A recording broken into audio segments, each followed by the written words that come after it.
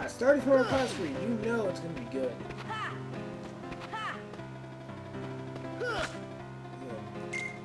And yes, open up a compound and you learn Judgement. Judgement. Basically, it's basically strike raid, well, homing strike raid, where it actually homes in on a target, and it will continue to hit that target for as long as it can. Yeah.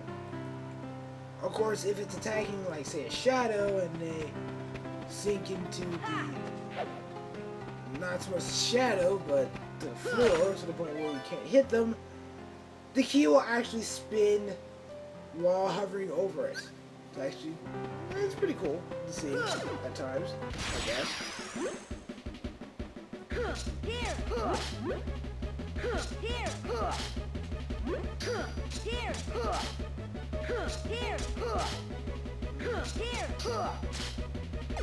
Okay, I've been watching some really old extended play and X-Play on YouTube. They're like the full-fledged episodes. Some of them even come with the commercial breaks that came with it. Okay. I wonder if anyone remembers the power brick. That thing that helps with wiring. Pretty cool of it. The commercial was pretty accurate. That apparently during one of the extended play commercials, where there was actually a commercial for how fun it is to play online poker. And it made it look so fun.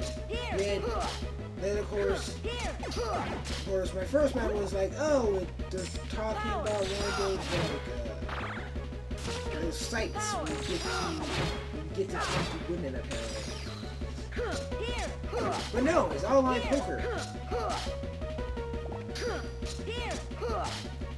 Heal.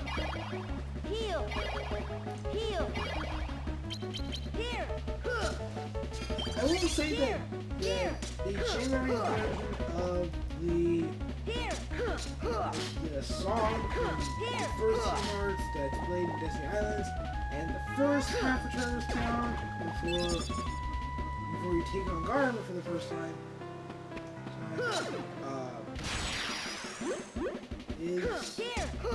it's okay, except when it gets like, supposed to be like the, I don't know, the wind instrument, and you hear this version, it sounds really high pitched. It works, but still.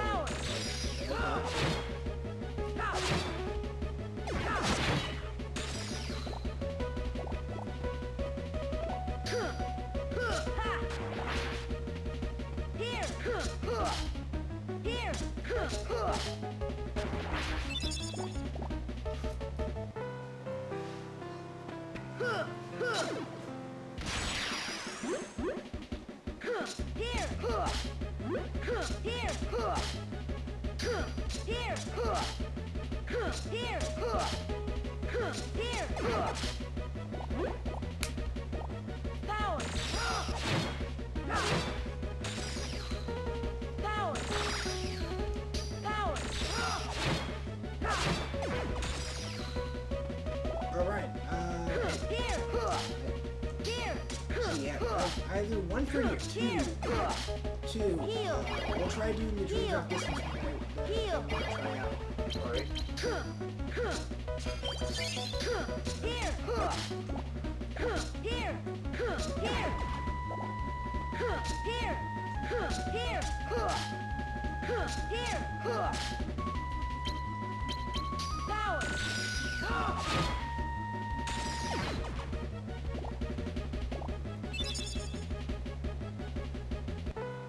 Shindo.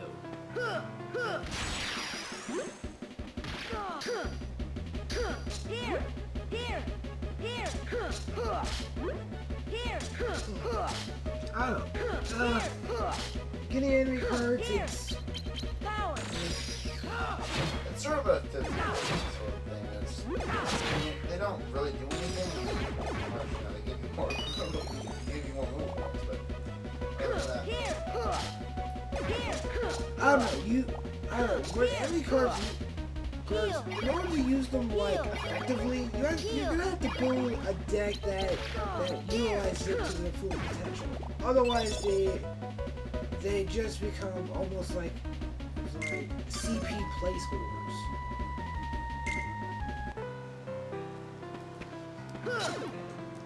Like actual CP placeholders. Like, oh, I have so much actual CP in there. I'll just throw an enemy card in there.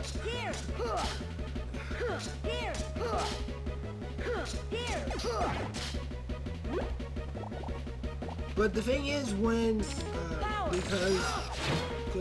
in Kingdom Hearts 1.5, one of the trophies for Regenerate is to get all the cards. That includes enemy cards. Alright.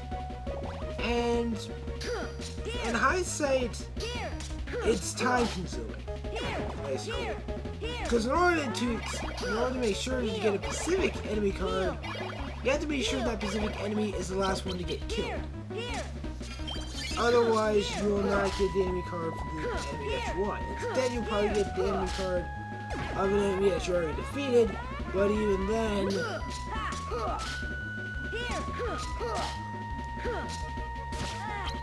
Then you're like, oh, I got one extra enemy card to sell for movement points. Yeah.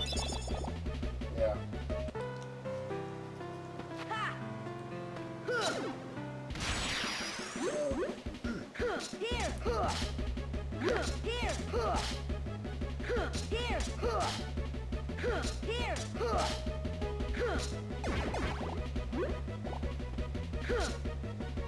I mean, but if you're truly gonna go on an enemy card hunt, for regen memories, mine is just using some Teeming Darkness. Here's the reasons why Teeming Darkness is sort of the best room to use. Well, one, it has the most amount of enemies. Sure, you can argue that there are two other rooms. Let me check the guide here because the guide tells you exactly how many enemies. These are not including Barrel Spider. Like Teeming Darkness, the amount of enemies that will be, or these heartless encounters, sorry, is gonna be 8. Now, of course, Almighty Darkness, Looming Darkness. There's one of them that, yeah, even though Almighty Darkness and Looming Darkness, they also have 8. What makes Teeming Darkness the better choice is according to the strategy guide here, because this strategy guide is actually very fair when it's talking for talking about descriptions. It mentions that this kind of room increases the chance that enemy will drop the enemy card at the end about like 2.5, like times it by 2.5. So an enemy card appears 10% of the time. Now 25% of the time. Not too bad. That's every 4 battles, roughly. Well, you get them at the end of the battle. Roughly every 4 battles. Yes. So that's like 2 chances of getting an enemy card. Alright.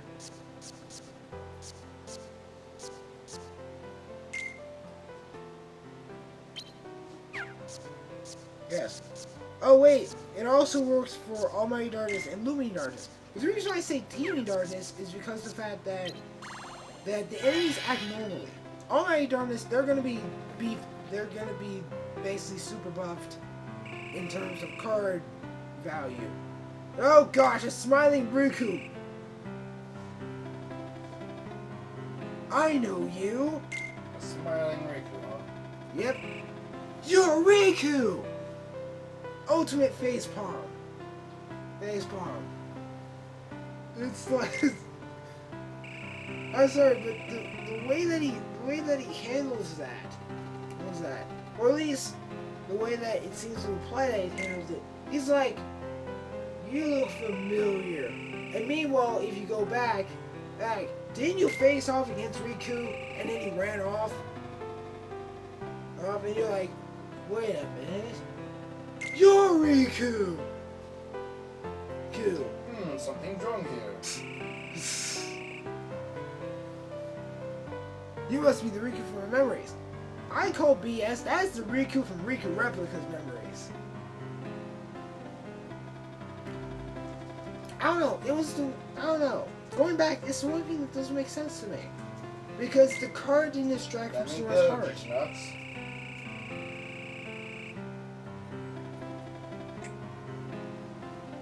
I mean, it's the one card that literally did not come from Sora directly. This one came from the charm that Riku Replica had. Now you can make the assumption saying, oh, but they took this card out. Took this card out, gave this part of the section of this Islands, gave it to Vexit in order to empower his Riku Replica.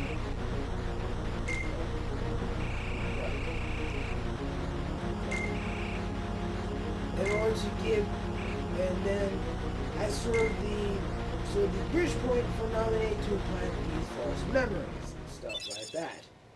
You could make something along those lines without even saying better than I could. But the way that it is, it's not really told in that way. It's more or less shown. Yep.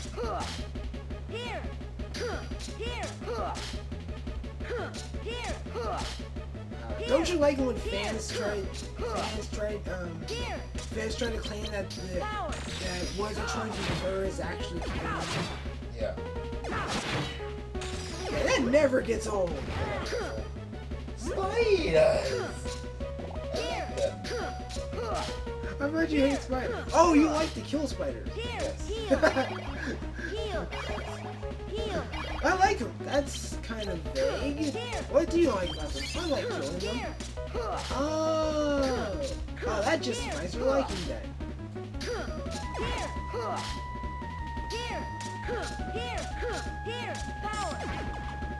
I think it's always funny whenever I do end up getting a new video, and I watch the video and the video barely came out about 10 or 15 minutes ago. It's one of those type of videos where the counter will stop at 300. In order to make sure that every single viewpoint gets counted before the counter comes back to life. Depending on how popular the channel is and how many people are actually watching the video. How there's a top comment saying like uploaded 5 minutes ago, already 20 dislikes. It's and that's top comment. Alright. And the video's like 10 or 15 minutes long. Yeah, 5 minutes. Yeah, 5 minutes after it got uploaded, it already got this many dislikes or this many likes. Do people watch the videos fast? No, because they probably. I just like it because of how it's titled. Oh my gosh, it's a title that actually is funny and very clever. I'm gonna like. Or okay, they uploaded a video earlier today. I did not like it. So, which makes you think I'm gonna like this one? This one.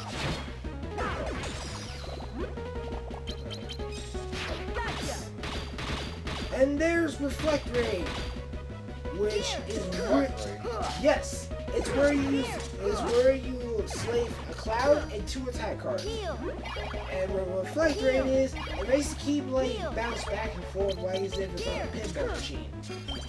The only difference is that it's very random as to where it goes from there. It throws straight, and then it goes into weird zigzagginess where it may or may not hit whatever it is it's trying to hit.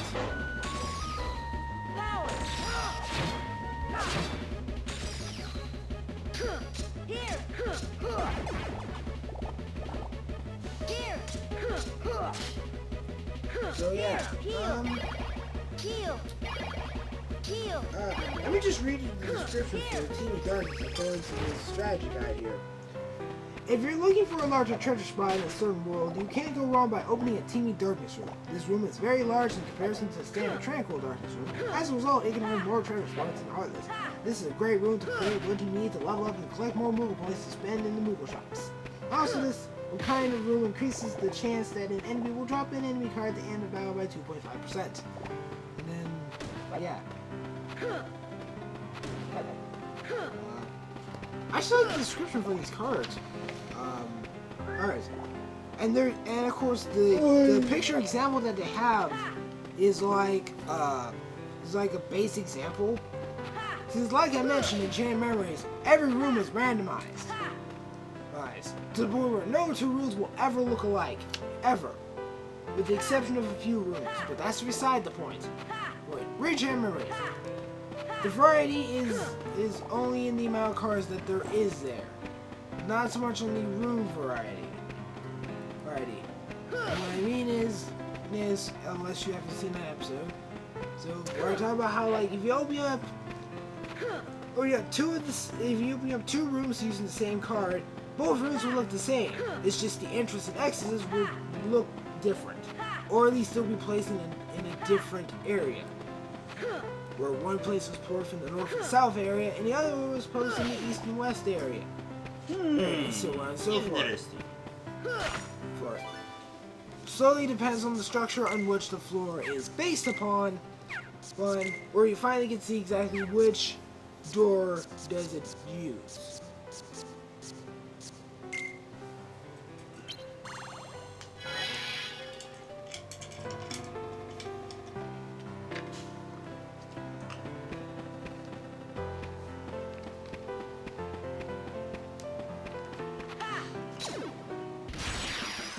Also, I like in Chain Memories thing, like when they talk about like the Heartless stats, they talk about the Heartless stats for each of the floors they're on, including floors that they're technically not on. Suddenly you replay the game, they're everywhere. Oh yes. I don't know, like the detail that's put into like this guide especially. Wait, what is it? Brady? Yeah. Before Brady was born. Yes. And if you want to hear the coast do review Brady games with the exception of a few pauses and interruptions, there's a title that talks about Brady games review. Go to that episode. It's in Atlantica. Something like that, yeah.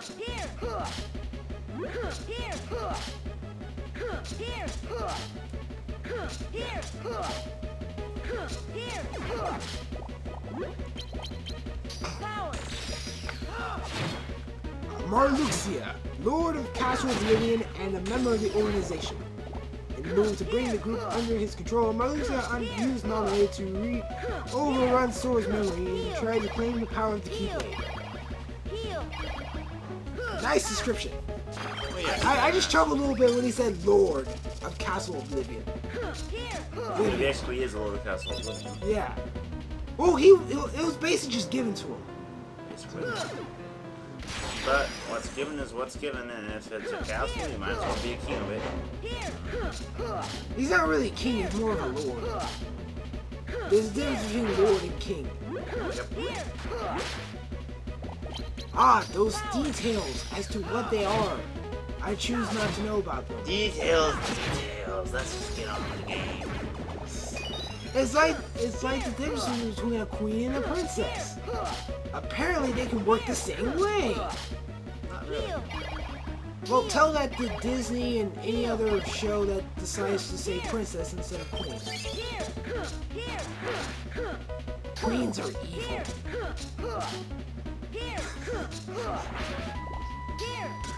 Except for Elizabeth.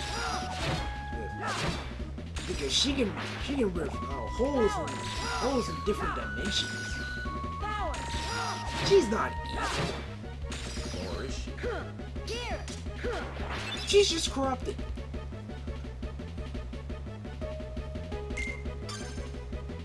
I do believe we're talking about two different Elizabeths. do believe so as well.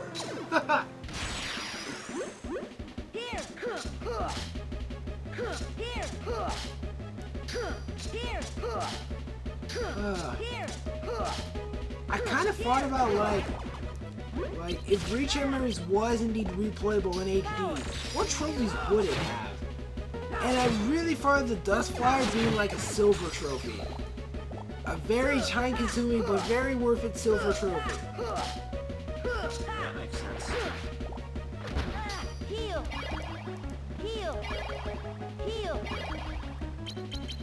Which, I gotta say, if you can beat that, then you can beat anything.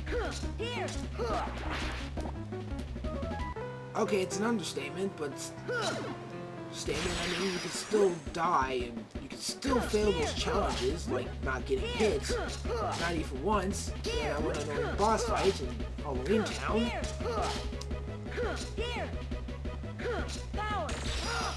But yeah, you can beat anything at that point. Hopefully.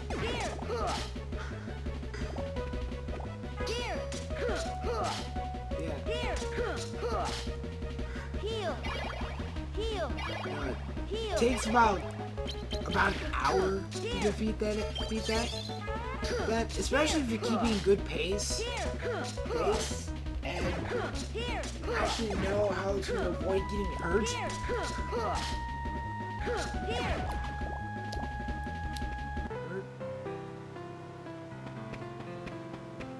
Still a harder boss fight than Sephiroth.